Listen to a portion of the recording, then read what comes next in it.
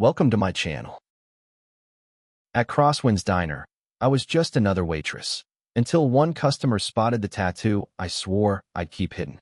What he saw wasn't decoration. It was a mark tied to missions that never made headlines, and lives saved in shadows no one speaks of.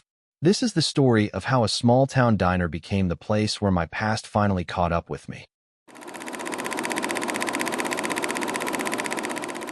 I've been a waitress at Crosswinds Diner for nearly a year now. Small place, tucked between a truck stop and a VFW hall. The kind of spot where regulars sit in the same booths and call you Han, whether they know your name or not. I work the midday shift, the quiet lull between the breakfast crowd and the evening rush. Usually, it's retirees, mechanics, the odd traveler. Nothing out of the ordinary. That day started like most. Coffee pots full, grills sizzling, my pen already down to half ink by 11 a.m. I wore my usual jeans, non-slip shoes, and the brown and cream uniform top with sleeves just long enough to hide everything that mattered. He came in around 11:43. I remember because I'd just poured fresh coffee for Pete and Marla. He always checks his watch. The man wasn't from around here. Clean cut, probably mid-30s, the kind of polished smugness that screamed corporate. He wore a bright blue golf shirt, one of those new model watches that practically blink, "I have money," and sunglasses still on when he sat down. He picked the booth near the window, flipping through his phone like he was waiting for an audience. I walked over with a smile, not the warm kind, the professional one we all wear like armor. "Morning. What can I get you?" I asked. He didn't look up. Menu would help. I handed him one. Still scrolling. No eye contact. He flipped through it with the same lazy disinterest he probably reserved for office memos and interns. "What's your best dish? And don't say meatloaf. Everyone says meatloaf." I smiled again, thinner this time. "Chicken fried steak. It's not fancy, but it won't let you down." He raised an eyebrow. "Figures. This place doesn't exactly scream culinary adventure." Then he glanced at my name tag and chuckled. "Amy. Of course it's Amy. You look like an Amy." I didn't ask what that meant. He ordered the steak and eggs, rare, with a side of toast, but only if the butter was real. Then he gave a smirk like he'd just outwitted me in some invisible game. I turned and walked back to the kitchen, told Miguel the order, and went back to pouring coffee. 10 minutes passed. Then he started in again, loudly. "Hey, Amy, you used to do something else before this? Military, maybe? You've got the yes sir, no sir thing down." Kind of charming, in a sad, small-town way. That's when it happened. I bent to pick up a tray from the server's station. My sleeve shifted up. Just a little. Just enough. A corner of ink peeked out, dark, geometric lines curling into a pattern that wasn't decorative. It wasn't cute. It wasn't something someone gets on a whim. He saw it. Froze. "Wait, is that?" The words didn't come out. Just his eyes widening and his mouth parting slightly. I tugged my sleeve down calmly and set the tray under my arm. "You need more coffee?" I asked, voice even. He didn't answer, just stared. Because that symbol, the one half hidden under my sleeve, wasn't just any tattoo. It was earned, not given. And for those who recognized it, like he just did, it spoke louder than anything I could have said. He didn't speak for a long moment. His phone, still open in his hand, dimmed and locked. I stood there, watching his eyes bounce between my sleeve and my face like he was trying to reconcile two versions of reality. "You military?" He finally asked, softer this time. I shrugged. "That steak's gonna be another 5 minutes." He leaned forward, voice dropping low. "I've seen that tattoo before. In country. Kabul. You're not. You couldn't be." I gave him a tight smile and turned to walk back to the counter. He didn't call after me this time. I think he was too busy digging through his memory. That symbol, the sharp crest with an inverted triangle under a sunburst, wasn't public knowledge. It wasn't a unit patch anyone wore out loud. You had to be in it or around it to know. Officially, it didn't exist. Black Shield. That's what we were called. The kind of team deployed when things needed fixing quietly. No media, no reports. Deep in the dark kind of operations. Medical extractions. Data retrieval. Hostage pulls that never made headlines. I didn't wear the tattoo for decoration. I wore it because it reminded me of what I left behind. And who didn't come home. He finally spoke up again when I dropped off his food. The bravado in his tone was gone. "Were you Black Shield?" I didn't answer. He blinked. "I worked logistics for JSOC. I've only seen that mark once, After Operation Stone Lantern, a guy came in busted up, leg full of shrapnel, swearing someone dragged him out while under fire. He kept saying, "Shield's still watching." She got me out. No one ever filed a report. Command said it was just stress-induced memory. I didn't blink. Just topped off his coffee and kept my tone flat. "Eat before it gets cold." He was quiet for a minute, then whispered, "They said the Shield was all men." They were wrong. I replied without turning. At the counter, I busied myself with restocking sugar packets and wiping down surfaces that didn't need cleaning. My hands worked on autopilot. But in my head, it was another day, another mission. Flashbulb images that never faded. Night vision shadows, rapid footsteps, the sound of breath just before the breach. I'd walked away from that life. Not because I couldn't do it anymore, but because I'd done enough. Enough that I couldn't sleep right. Enough that even a kid's toy clattering on the diner floor made my spine tighten like wire. He ate in silence. For once, the diner felt quieter than usual. The forks didn't clink quite so loud. Conversations in the booths faded to background hum. I didn't mean to bring that energy. But the past doesn't ask permission before it walks in and pulls up a chair. As he paid his bill, he slid a 20 onto the tray and looked me dead in the eyes. I didn't mean to. I didn't know. "I'm sorry." I nodded once. Most don't. He opened his mouth again, probably to ask more, but something stopped him. Maybe it was the look in my eyes. Or maybe it was the unshakable truth that people who've been through fire don't light matches for fun. He left without another word. Outside the window, I watched him walk slowly to his car. Posture changed, head low, like he was carrying something he hadn't realized before. Back behind the counter, I returned to the rhythm. Coffee. Orders. Refills. But now, one more person knew. The waitress wasn't just a waitress. And the tattoo wasn't just ink. Sundays are the quietest days at Crosswinds. Fewer truckers, more locals. Churchgoers, mostly. Families with fidgeting kids, and older couples who hold hands without realizing it. That following Sunday, I saw him again. Same blue shirt. Sunglasses this time stayed in his pocket. He didn't walk in like he owned the place. In fact, he hesitated at the door. When he spotted me, he gave a polite nod before taking a seat at the far end. Not the same booth as last time. I didn't approach right away. Let him settle. He didn't call for me. Just waited patiently with his hands folded. When I finally came over, he looked up and said simply, "Amy, right?"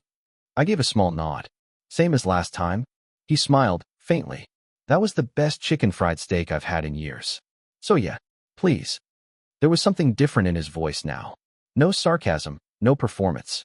Just a man sitting down to eat, and maybe something more. When I brought his food, he didn't ask about the tattoo. Didn't bring up Black Shield. But he did ask something that took me off guard. "What made you walk away?" I paused, plate halfway to the table. He caught himself. "I'm sorry. I know it's not my business." I finished setting the plate down and looked at him. Really looked. Most people don't mean harm when they ask. They're just curious. Curious in that way people are when they know a story is heavy and want to touch it without carrying it. But something about his tone told me it wasn't casual interest. It was something else. Afghanistan. Last op. 5 of us went in. 2 made it out, I said softly, sliding into the opposite booth seat for a moment. I stayed in long enough to see names scratched into metal plaques and watched officers treat it like background noise. I was good at what I did. Maybe too good. And one day I realized I didn't want to be remembered for how many I saved, but for the ones I couldn't. He sat in silence. I added, "So I left. Burned the rest of my leave, packed light, and disappeared. This place, it's quiet. Predictable. No booby-trapped doorways or coded transmissions over cheap radios." He gave a slow nod. "And now you make coffee and serve steak. I also patch up screaming kids who fall in the parking lot. Keep Earl from falling asleep at the counter. And I know exactly who's lying when they say they're not allergic to onions." He smiled, eyes warming. "Still saving lives." I chuckled. "Sometimes from themselves." The bell over the door rang. Another table came in. I stood, adjusted my sleeve out of habit. He caught the motion but didn't stare this time. Just said, "I won't tell anyone." I looked back over my shoulder. You'd be surprised how many already know. They just don't talk about it. He looked puzzled. That's the thing about places like this. Real respect? It stays quiet. Like service should have been. Then I went back to the counter, leaving him alone with his plate and thoughts. I didn't need thanks. But sometimes, being seen, really seen, was enough. We had a regular who sat at the back corner every Wednesday, named Stan. Vietnam vet. Never talked much about it, unless someone had the right look in their eye. He wore the same olive field jacket year-round, a soft, worn patch of the 1st Cavalry hanging by threads. One slow morning, a kid came in wearing a tactical hoodie, covered in brand-new morale patches, skulls, crossed rifles, the works. He strutted in, ordered a triple stack with a protein shake, then started eyeing Stan like he had something to prove. "Hey, old-timer," the kid said, pointing to the patch. "You earned that." Stan didn't look up from his eggs. Just answered, "Long time ago." The kid smirked. "But I'd make it through the same hell you did. Got my own squad now. Airsoft League in Syracuse." A few chuckles from nearby tables.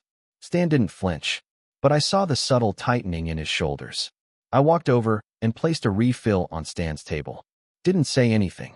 The kid looked me over. "You look like you'd get it. These guys, stuck in the past, talking about real combat. I trained 6 days a week, got body armor, NVGs, comms, the whole setup. We're tactical." Stan glanced up finally. "What's your MLS?" "Huh," the kid blinked. "Military occupational specialty," Stan said evenly. "Your job in the service." "Oh," the kid stammered, then shrugged. "I'm not military, but same mindset, you know?" Stan nodded once, slow. "Sure." I saw where this was going, and I'd had enough. So I leaned against the table between them, my tray empty, one sleeve accidentally slipping up just enough for that triangle and sunburst to show again. The kid's eyes locked on it instantly. His mouth opened slightly. "Wait, that's not real, is it?" I smiled softly. "Patch clubs are fun, huh? But there's a difference between playing war and knowing it. You'll know the difference the first time you feel your ribcage lift from concussion shock." The color drained from his face. I didn't raise my voice, didn't lean in close. Just looked at him until he looked down. I turned to Stan. "More toast." He smiled for the first time that day. "You always knew when to pull Overwatch." Later, the kid left without finishing his plate. The thing about real service is this: it doesn't need to be loud. It doesn't need stickers, slogans, or TikTok filters. It stays quiet because it's heavy. It doesn't need to prove anything. Just carry what others can't. Stan finished his coffee, dropped exact change on the table, and gave me a nod on his way out. And for the first time, I felt like two wars separated by decades had just nodded at each other and said, "We're good." Late one afternoon, just before close, a man walked in who didn't fit the usual mold. Late 40s, military build, regulation short haircut despite the civvies. Boots too clean for a construction job, too worn for office work.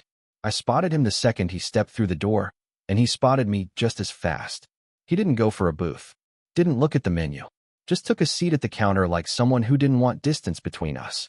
I walked over slowly, coffee pot in hand. "You passing through?" His lips twitched into something that wasn't quite a smile.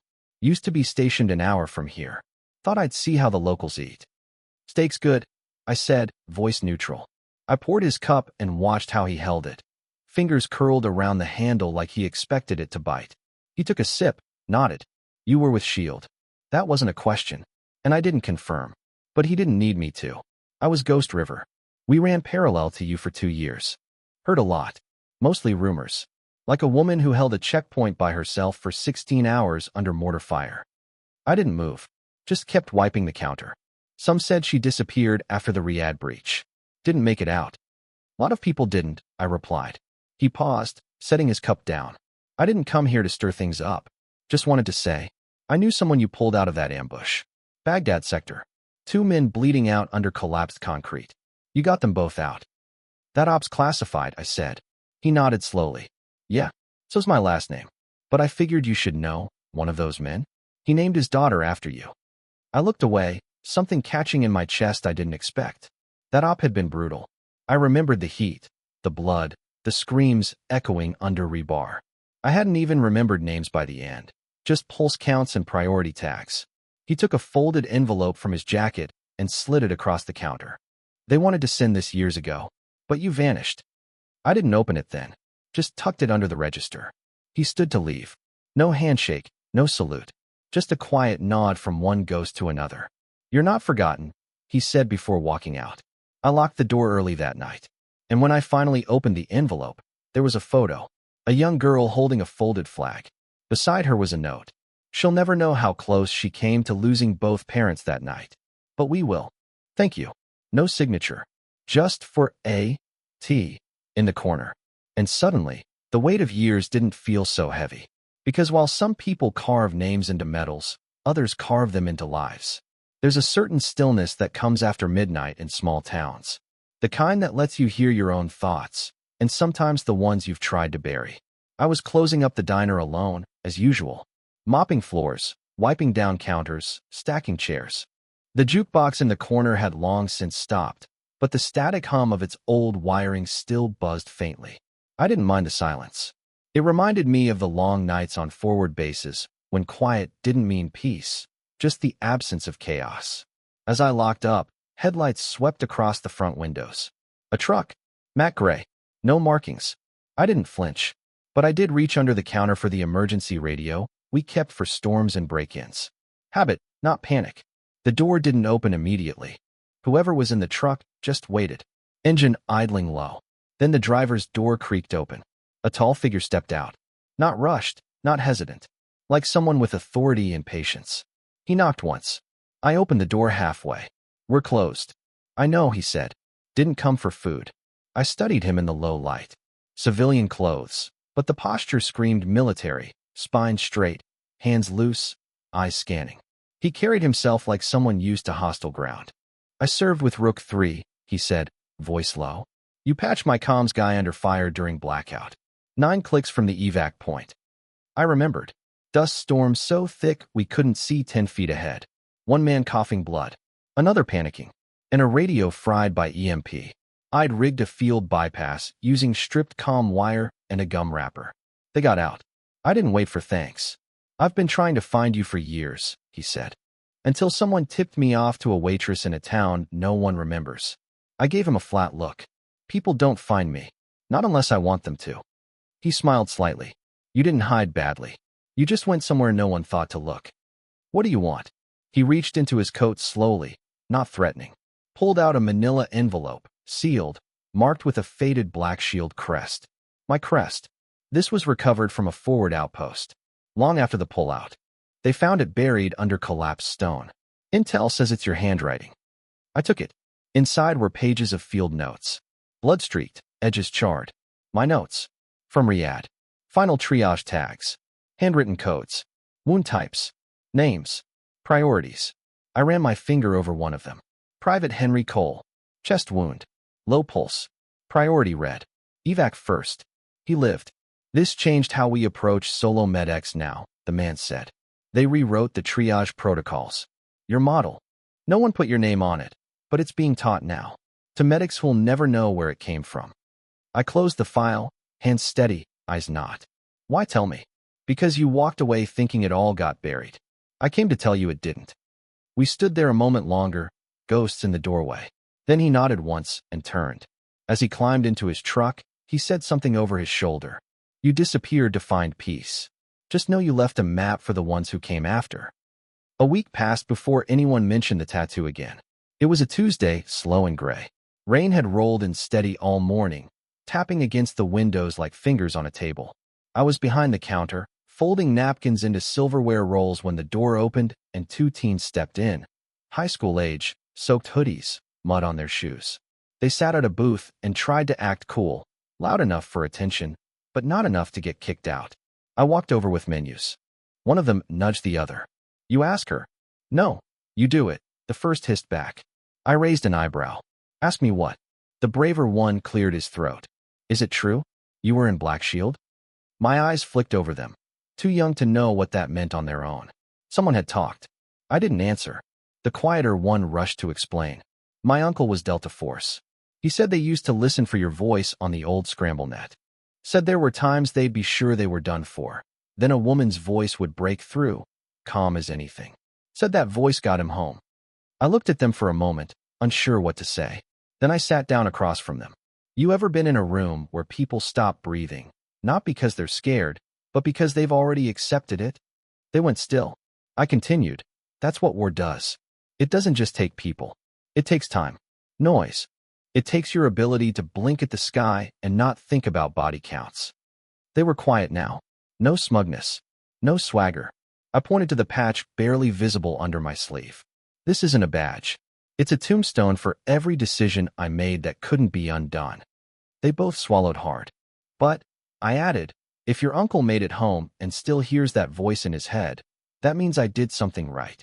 The first kid nodded. He never talks much. But when he does, he calls you the quiet one who saved the loud ones. I let out a soft chuckle. Yeah, that sounds about right. As I stood to go, the quieter one called out, "Can we come back? I mean, just to talk? Maybe hear more stories?"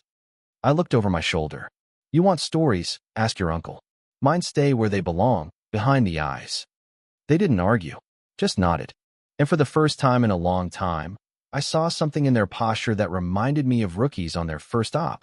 Not ready yet, but paying attention. And sometimes, that's how legacies start. Not with medals, but with memory. 2 days later, the phone rang at 6:12 a.m. I wasn't even supposed to be in yet, but Delilah, the owner, was sick and called me in early. I answered the diner phone out of habit. "Crosswinds Diner," I said, still groggy. Silence. Then a voice. Male, cracked, almost unsure. "Is this Amy?" I froze. That voice, it wasn't familiar in the traditional sense, not like family or friends. But it had weight. That kind of worn gravel you only get from shouting over gunfire and dust storms.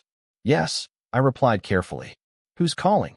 "I'm not sure if you remember, but 7 years ago, Kandahar perimeter breach. You pulled me out of a downed vehicle. Jeep flipped, driver Kia. You told me, and I quote, 'Shut up, breathe slow, and don't die yet. I'm not done with you.'" My fingers tightened around the phone. "I remember," I said. He gave a soft laugh that turned into a cough. "Didn't think I'd get the chance to say thank you." "You just did." "No," he continued, voice thicker now. "You didn't just patch me up. You made me believe I could make it. You carried me over 2 clicks on a busted leg.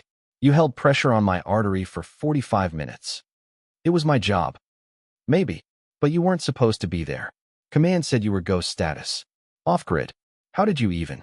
I was close enough to hear the call and too stubborn to wait. He paused. Then, more quietly, "You saved more than my life that day." I was done. Mentally.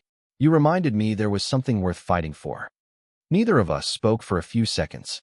Finally, he added, "I tracked down the name behind the tattoo. Took years. I'm sorry if this is too much." "It's not," I said softly. "Most of them don't remember anything. You did. My son turns 5 next week. Named him after my CO. But the middle name? That's yours."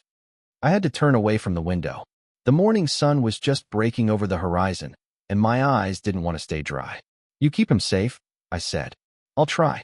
But if he ever asks me what real strength looks like, I'm telling him about a waitress in a small-town diner who carried lives like they were part of her bones." I hung up gently, without a word. The coffee pots were starting to burble. First light was crawling across the checkered floor. Outside, a truck driver leaned against his rig, yawning. The world kept turning. But in a quiet booth at the back of Crosswinds Diner, I sat for a moment, just listening to the echo of a voice I hadn't realized I needed to hear. Not to relive the past, but to be reminded it mattered. It was late, well past the evening rush, when Delilah sat across from me in the last booth. The diner was closed, lights dimmed, floors mopped. Just the two of us, coffee cooling between us. She stirred her cup absent-mindedly. "You know, I've owned this place for 23 years. Seen a lot of waitresses come and go, but none quite like you." I didn't respond. I wasn't sure where she was going. "I remember your first day. You didn't smile much. Didn't chat with the customers. Moved like someone who was counting every second. Like time owed you something." I gave a dry chuckle. Guess I wasn't subtle. Delilah leaned forward. "You're not the only vet who's passed through these doors, but you're the only one who never mentioned it." "Because I didn't want it to follow me here," I said. "This place was supposed to be a clean slate. A different kind of battlefield, one with less blood and more pancakes." She smiled. "And yet, it followed you anyway." I looked at her sharply. She held up a hand. "Not in a bad way, but the way you handled that fight outside last fall, before it even started, you defused it with a tone of voice and 2 words. The way you knew something was wrong with that old man at table 5 before he collapsed. You didn't need a badge to act. You didn't need permission. You just moved." Reflex, I said. Instinct, she corrected. Service like that doesn't shut off just because you hang up your boots. I stared down into my coffee. Sometimes I wonder if it ever leaves you, or if the uniform just becomes something you carry under your skin. She reached across the table and lightly tapped the spot just under my sleeve. I think it does, and I think some people need to see that. I gave her a long look. You want me to be something I'm not? No, she said. I want you to stop hiding what you are. That landed hard, because she wasn't asking me to stand on a soapbox or start wearing medals. She was saying, own the quiet strength you've been giving away for free since day one. That night, as I locked up, I passed by the mirror near the coat rack. I looked at my reflection, hair tied back, sleeves rolled, faint smudge of flour on my collar. And for the first time, I didn't just see a waitress. I saw someone who'd once been the difference between life and death, and still was, just in quieter ways now. It was Veterans Day, town parade, school choir on the courthouse steps, flags on every light pole. The diner stayed open, free coffee for vets, as always. A steady stream of customers came through, many in faded caps and worn jackets with unit patches older than I was. Some just wanted the coffee. Others wanted the company. Mid-morning, I noticed a boy standing at the entrance, maybe 10 or 11. Hands in his hoodie pocket. Dirty sneakers. He didn't come in, just stared through the glass at the tables, eyes searching. I opened the door. You lost, kid. He shook his head, then nodded. I heard someone here used to be Black Shield. That true? I didn't say anything. He swallowed. My brother said they're not real. That it was made up, just to scare the bad guys. Your brother's not entirely wrong, I said. We liked it that way. He looked up at me. But if they were real, if they saved people, then maybe my dad got helped by them. That hit harder than I expected. What's your dad's name? I asked. He hesitated. Marcus Weller. He doesn't talk much about his time overseas, but he gets real quiet every year around this day. Says someone carried him out of a place called Anvil Ridge. He had shrapnel in his spine. Said he never saw the face, just heard a woman's voice telling him to keep his eyes open or he'd never see his daughter. I felt something in my chest twist. I remembered that ridge. The mortar fire. The smoke. The man barely breathing, face coated in blood, whispering something about a baby girl back home. I hadn't known his name. You're his son? I asked. The boy nodded. Tell him she remembers, I said. And she's glad he made it home. He blinked, confused. Wait, you mean? But I was already walking back inside. Later that night, after the rush died down, I stepped outside. Cold breeze. Street quiet again. Across the road, the boy and a man stood beside an old Ford truck. The man had a limp, a cane, face weathered. As I locked the door, our eyes met. He gave a nod, slow, deliberate, heavy with meaning. I returned it. No words needed. He helped his son into the truck, then drove off. And I stood there for a moment longer, alone beneath the streetlight, the faint glint of ink just visible beneath my rolled sleeve. People say the battlefield ends when the war does. But I know better. Sometimes, it follows you into diners and grocery aisles, into quiet moments and forgotten phone calls. Sometimes, it shows up in the form of a boy with questions, or a man too haunted to answer them. And sometimes, it just sits with you, unspoken, behind every motion, every breath. But that's okay, because the ones who walk away from the fire, they're still watching, still listening, still ready. Even when the only battlefield left is a Formica counter, a pot of coffee, and a memory that refuses to fade.